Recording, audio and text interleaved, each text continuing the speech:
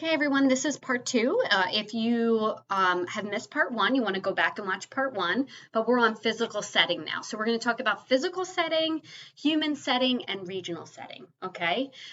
Physical geography and human geography are really important. So physical geography is where mountains are, rivers, valleys, how plate tectonics work, all of those physical features. We have a class here at CCP. It is only offered in online courses. I hope to bring it back, but we talk about geology. We talk about coastal processes, deserts, mountains, etc., all of that. Okay, so really important. Human geography, which we'll talk about in the next slide, human setting, that deals more with humans, right? So which is the class, like political, religious beliefs, ethnicity, all of those sorts of things ties into that human population, migration, social events, etc., political events, all of that stuff.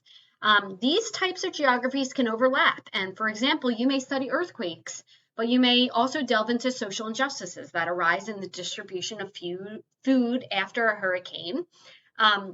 So really important for us to understand physical setting and how it plays a role, or how humans have messed with the physical setting of the earth to be able to prosper. And this question comes up a lot. And so we're going to talk about two really important terms in terms of human setting, which is possibilism and environmental determinism. And they're two really important terms. Possibilism is when the physical environment limits humans' abilities to kind of, I guess, prosper in some sort of way, right? So, but people have the ability to adjust to their environment. So there's a lot of talk about the Amazon, right? And in South America, and how human settlements haven't been able to be huge in size because they can't, because of the Amazon, right? Because of the rainforest. All right, so that is it. Now, environmental determinism takes the other point of view, which is that the idea that the physical environment caused social development.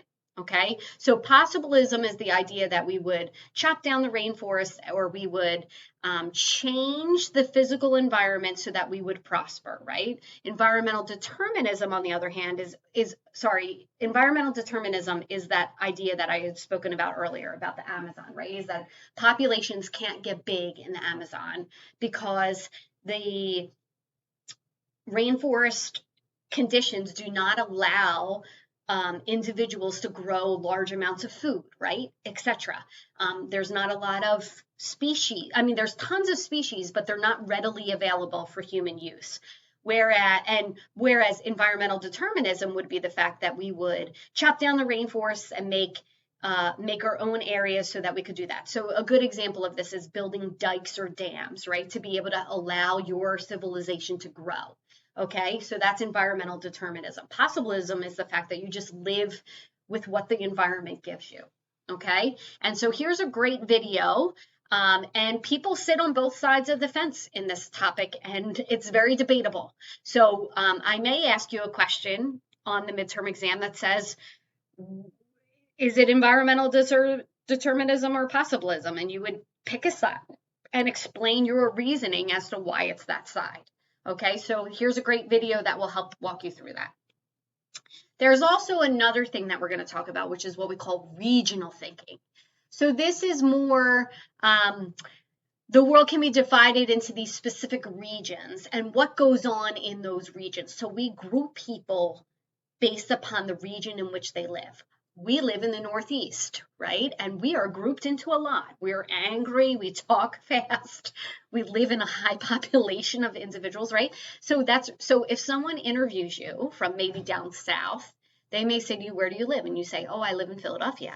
And they say, oh my gosh, you live in Philadelphia? Oh, and they rattle off this idea of what our region is like. It may not be who we are, but we're grouped into that, right? Oh, you must be an aggressive person because you live in the Northeast, right?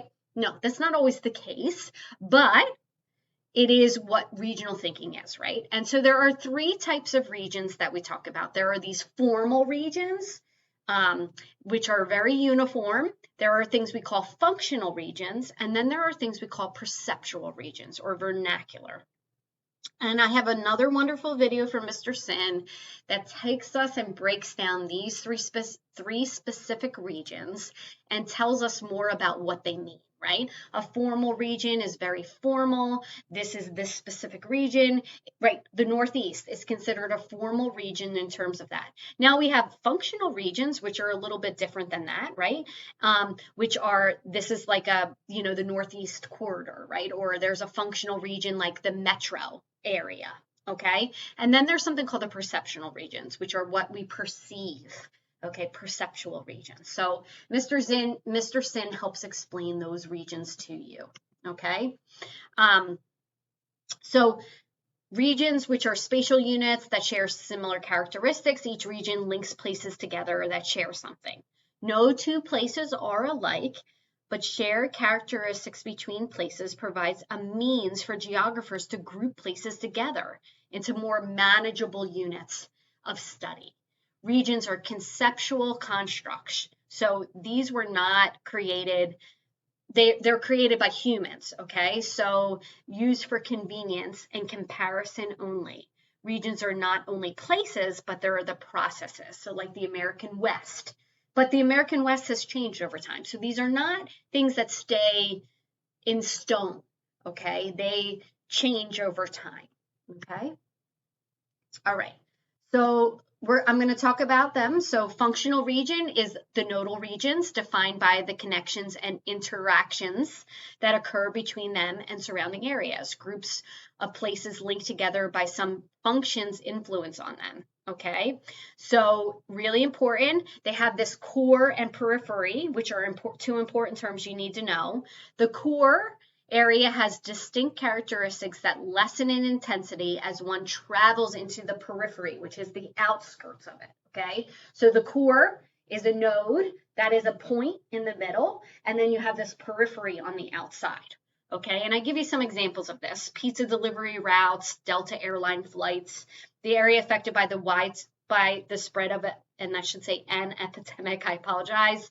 The spread of a rumor from its source tells all people who to hear. So the core or the core area and then that periphery. So really important.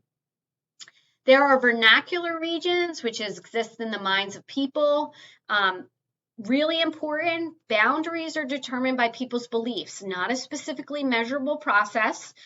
Cultural perceptions, what we perceive culturally, a lot of time is wrong, and it shapes the way people view their spaces. So place where the cool kids sit at lunch, or the South, okay?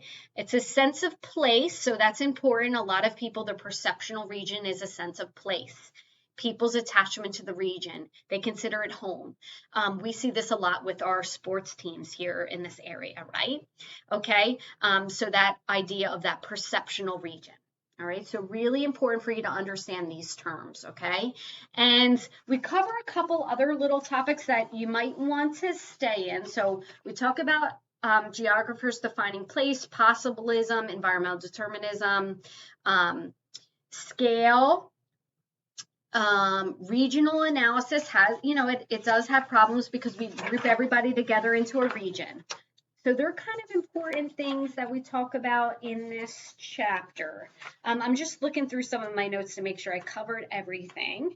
But, yep, you want to take notes as you're moving through this chapter, especially on those videos that I told you. So I would just get a notebook and start taking notes and making sure I keep those together for our midterm and final exam. And this way you have everything together for those. And some of this stuff can also help you with your assignments that are due throughout the semester. Okay, so that's the end of chapter 1. I hope you enjoy the content and you learn something through this session.